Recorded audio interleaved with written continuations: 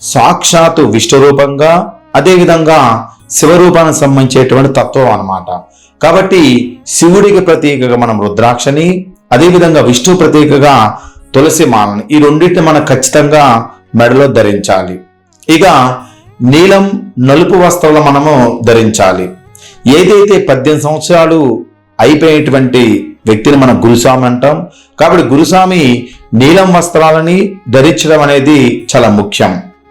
అదేవిధంగా బ్రహ్మచర్యాన్ని మాత్రం ఖచ్చితంగా పాటించాలి. మాంసాహారం అనేది తినకూడదు. మిత ఆహారాన్ని మనం ఇక్కడ భుజించాలి. చెప్పులు అనేది వేసుకోకూడదు. పొగ తాగటం, మద్యపానం మొత్తం కూడా మనము వదిలేయాలి.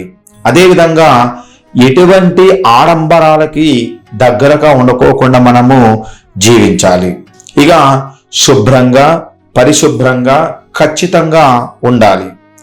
ఉదయం పూట అంటే 4 గంటల, ఉదయం 4 గంటల కల్లా, సాయంత్రం 6 గంటల కల్లా మనము స్నానం అనేది చేయాలి. పరుపులు కానీ, దిండ్లు కానీ ఇటువంటివి మనం ఇక్కడ ఉపయోగించుకోకూడదు. అతి తక్కువగా మాట్లాడాలి. ఇక ఎవరైనా సరే ఈ యొక్క 41 రోజులు మనదీక్ష పర్యంత కాలం మాల్లో ఉన్నప్పుడు ఖచ్చితంగా ఇంట్లో కానీ, దేవాలయంలో కానీ, లేదా అన్నదానం జరిగే చోట 11 మంది స్వాములకి అన్నదానం అది ఖచ్చితంగా చేయాలి.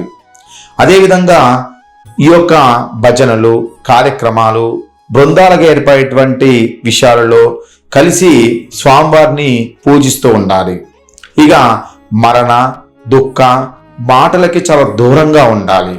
శాంతి స్వభావంతో మనం ఇక్కడ మెలగాలి. స్త్రీలని మాతృమూర్తిగా, చెల్లెలుగా ఇక్కడ మనము భావిస్తూ ఉండాలి. ఏదైతే గురుస్వామి ఆశీర్వచనంతో దీక్ష ప్రారంభించిన రోజు నుంచి ఈ విధంగా స్వామియే శరణమయ్యప్ప అనే నామస్వరం అనేది ఎంత ఎక్కువ సమయం చేస్తామో అంత ఆధ్యాత్మిక ఆనందం అనేది ఇక్కడ వాళ్ళకి కలిగి స్వామివారి యొక్క అనుగ్రహాన్ని పొందడానికి అవకాశం ఎక్కువగా ఉంటుంది. ఇక మాలా సమయంలో ఎటువంటి పైశాచిక ఆనందం అనేది ఇక్కడ పొందకూడదు. అంటే ఇతరుల్ని ఇబ్బంది పెట్టడం కానీ, ఇతరుల్ని పౌరుషమైనటువంటి మాటలు అంటాం కానీ ఇలాంటి చేయకోకుండా ఉంటాం. కాబట్టి మనము అతి తక్కువగా ఇక్కడ మనము మాట్లాడుతూ ఉండాలి.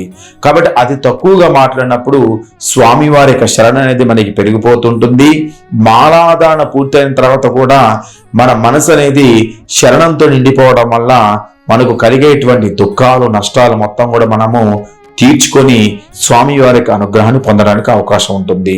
స్వామియే శరణమయ్యప్ప.